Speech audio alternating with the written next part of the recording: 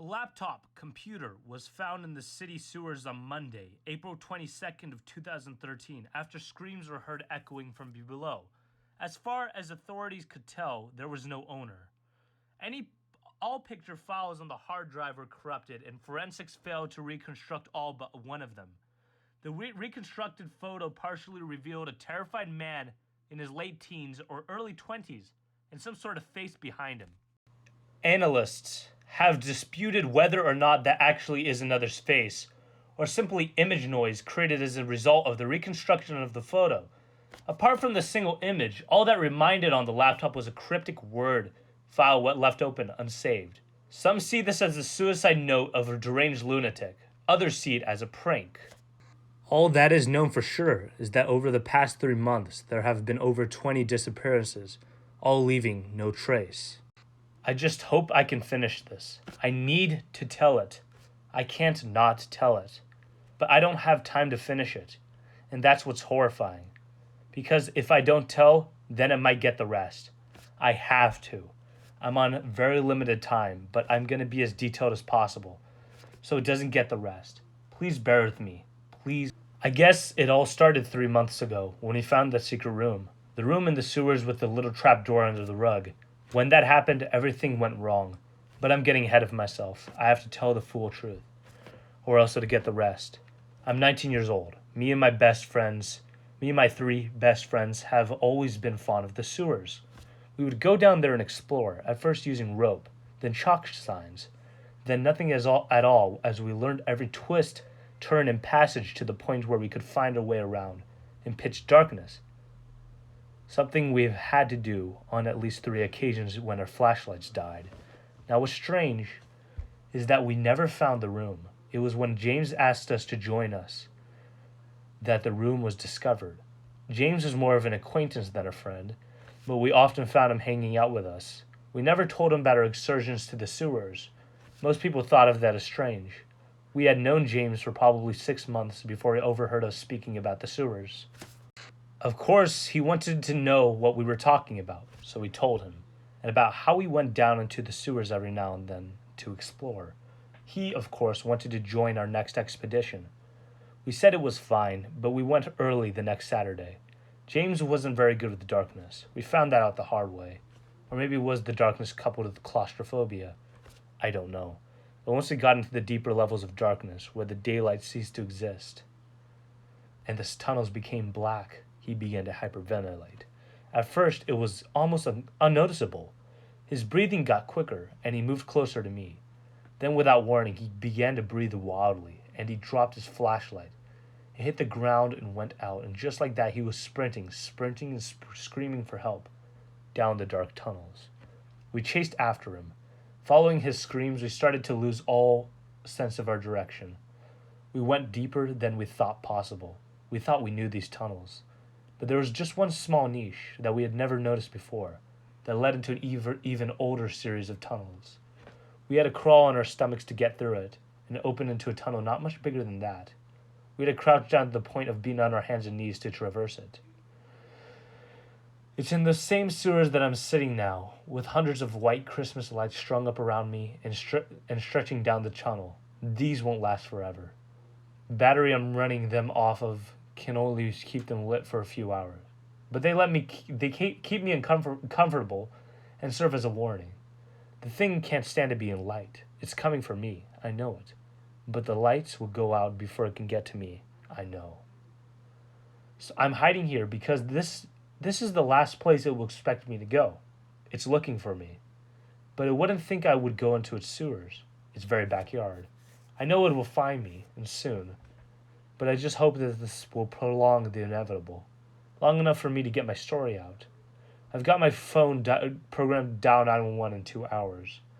And I've got a camera with night vision ready to record when it shows up. So the cops will know to stop it. I just hope they can. We eventually tracked down James, and he was sitting outside a big rusty door. It looked like it hadn't been touched in years. Somehow, we convinced ourselves to open it. And oh my God, I just wish we hadn't done this crap. We would have never happened if it was not for that stupid door. Oh my God, I'm gonna die, and I have to stop. Panicking won't do anything to help me. I'm past help. Have I told you our names. There was me, Kurt, and then James, Alan, Josh, and Chris. Writing down facts helped me calm down. Just bear with me. I'm almost there. We went in the door. There was a mistake. That was a mistake, actually. In the room, there was an Asian chair and a threadbare rug. Not much else except a table full of disturbing instruments and a calendar. The calendar was old and faded, in a dark yellow, but I could just barely make out dates in the faded ink. The calendar was dated for 1903, over 100 years prior. The table had what looked like torture tools set on it. I recognized a thumbscrew. Josh cut himself on some kind of twisted knife hook thing. Hammers and nails. I shuddered thinking of what some of the other instruments were used for. There was what looked like the remains of a skeleton on another table in the corner of the room. A rectangular table with metal rings at each corner and decayed ropes through those metal rings. I felt sick.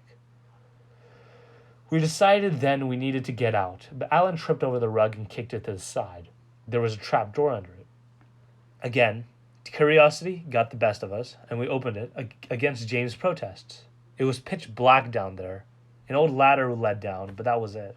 We shined our lights in, and there were several things that might have once been human remains, but were now nearly dust. At this point, something came over James. He climbed down the ladder into the hole, against our protests. After a moment, his light flickered and then died. Nothing but silence from down below.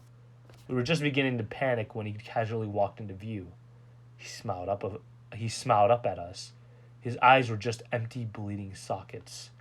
We all just stood there in stunned silence, and then our lights wavered and flickered out. Mine flickered back on for a split second, and we saw something standing behind him. I don't know what it was. Yes, I do. It was it.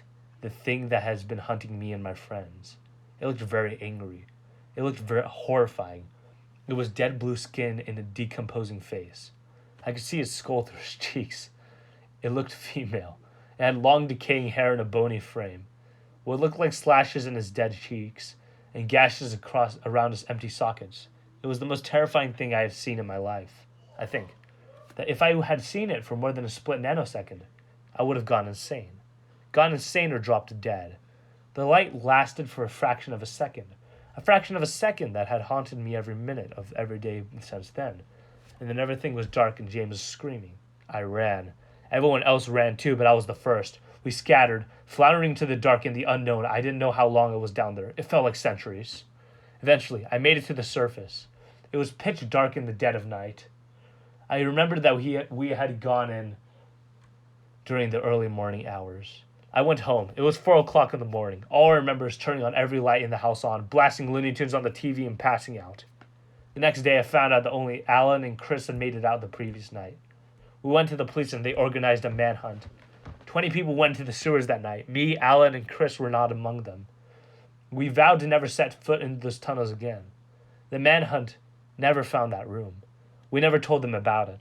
We agreed to tell them that we had found a section of sewer that we hadn't explored before, and gotten separated and lost. The search was unsuccessful. After a week, the police are forced to call it off, and the rest is history. Over the next several months, everyone who went into the sewers have disappeared without a trace. Alan, Chris, gone. I'm the only one. Oh fuck, I think a light just went out. The darkness is coming, and I think I can see it or whatever the fuck it is. Shit. I'm the only one left. You can go into the sewers.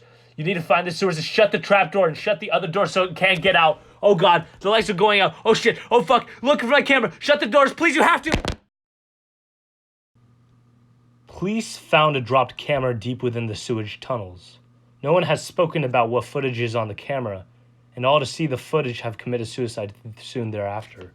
Police are currently working with city records to conduct a coordinated search of the sewer system to find the location spoken of in the file. Detective Alexander Sheridan sits down in front of this television.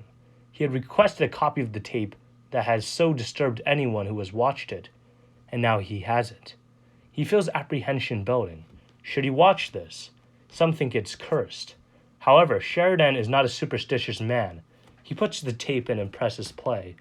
A young man comes on the screen, the same from the picture. He is screaming, while behind him the lights are rapidly going out, moving in sequence towards him. What he is screaming is mostly incoherent. What Sheridan is able to make out simply, more of the same of what he said in the Word document, closed the doors. Suddenly, the last lights flash out spectacularly, and there's a small glimpse of the laptop before the camera goes dark. What ensues are some of the most horrifying screams that Sheridan has ever heard, but he had only barely registered these. He refuses to believe what he thinks he saw. To be sure, he rewinds the video and plays it again, and again, and again. Finally, he pauses it and goes forward frame by frame until he sees the image he feared. Just as the lights flash for the final time, there's a woman grabbing the young man. Except he is not sure that she is a woman. It has no eyes. It looked like they were gouged out for some point. There were slashes on her face, or what is left of her face. It is mostly decayed bone, with some skin stretching over it. The teeth are worn nubs. Sheridan averts his eyes. He can't look at this thing anymore. He notices at the moment, in the background, stand other things. People that have disappeared, all decaying, all with no eyes. They seem to be looking directly at him, accusingly almost. He tells himself, that is impossible, as they have no eyes. Then he notices motion. The woman holding the young man pulls her face in some caricature of a smile. Then she begins digging her fingers in his face. He begins screaming as she literally rips his eyes out of his head.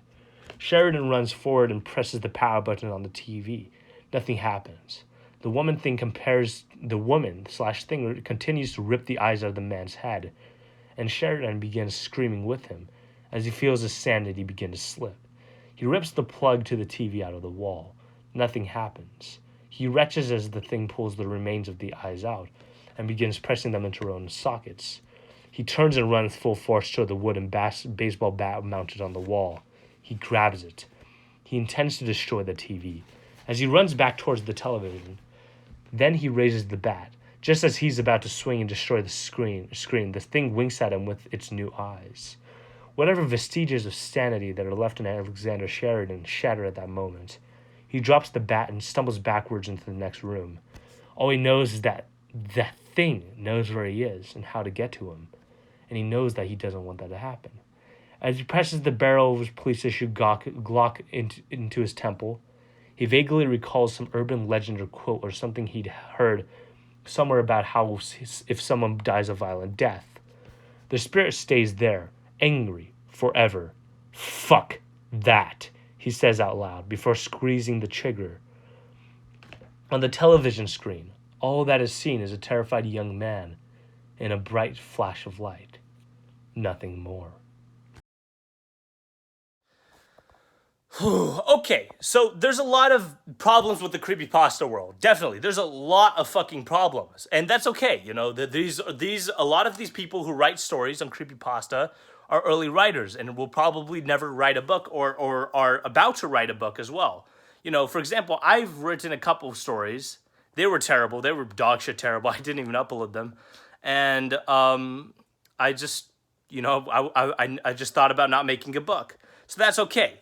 But I do want to give a valid source of criticism, since there was actually a couple stories of creepypastas why I like as well. The reason why creepypastas can be so amazing is because they use the concept of imagination and use it against yourself, your sanity against your mind. It either will drive you nuts, or it will make you just really fucking scared, like just anything really. That's why things like Candle Cove and Slender Man can really be told. Candle Cove, Slender Man, and what was that other one? You know, those other good creepypastas. I can't think much because it's very late right now. That is why those creepypastas can only be told the best with words. Sure, Candle Cove can be shown on film and screen, but it was really, those types of stories are really the concept of imagination. And we have to understand here is that the reason why these can get so scary is sometimes your mind can't perceive or comprehend the imagination produced against you. The words that you're reading, while you're reading the words, you can't really comprehend and configure together the parts and pieces this part of this creature or anything. For example, like what H.P. Lovecraft is very famous for, and what he loves doing to you guys. So yeah, I hopefully I will be looking for more creepypastas like that. So for the criticisms, the storytelling was pretty good. I liked the character development. I liked the fact that you kind of like put it into recording and had a 19-year-old kind of descent, elevate. You saw the elevation of a 19-year-old being very calm, not knowing what was going on, being confused, and being in like just complete terror and dread. I loved that part. I also love the television part as well. Gore can be excessive in creepypastas. Remember that. You might not want to be as descriptive as possible when it comes to things that may scare the viewer. You may want to become as unknown or mysterious as possible. Give the viewer some curiosity, and at the same time make him veer away from curiosity as well. But alas, what this story needs work for is the executions. Like I said, do not describe things too much. That could be scary. For example, the old hag lady. Do not describe that there's entrails hanging off of her or anything. And maybe you can do that, but try to leave out as little issues as possible. Only leave in the creepy aspects so you can make her seem incredibly unknown, making people want to know about her backstory. Give her a backstory. Give her everything you can, except when you see her, it's finally too late, and you can't. And it's too late to describe her for what she is. Just use the concept of imagination against us. Against us. We want our imagination to be our biggest enemies one day. We want to not sleep for a night just because of a story we read. And especially from Matthew Santoro talking about this creepypastas, they can get pretty fucking good. Like, really fucking good. So, yes. That is it for this video. Maybe next time I'll start live streaming. I'm not sure, though. But it's mainly going to be creepy stuff every now and then. Every now and then I'll upload on my Gangster Jap channel. And, yes. So, if you like creepy content that's fast and will be produced at a fast rate, like and subscribe to the video. Well, you don't have to like, but just subscribe to the video, turn on post notifications. Just do the usual, or not. I don't. But if you're really interested in this stuff, you're gonna love to stay here. You're gonna love to give this place a stay. And each time, like Mudahart, I'm gonna try to give each creepypasta a valid criticism. So overall, I rate this creepypasta like a 6 out of 10. It could be better, but it isn't the worst thing, and it isn't bad, and it isn't good either. So yes. There was a little part of times where I rolled my eyes, and there was other times where I was very intrigued. For example, the beginning part was kind of incredible. I liked the mystery put into it, what I wanted to see in this situation. I didn't know what was going on, and that was kind of a good thing. Giving me a sense of curiosity. It's like, what's happening? What's going on? I love that part. So yeah, thank you.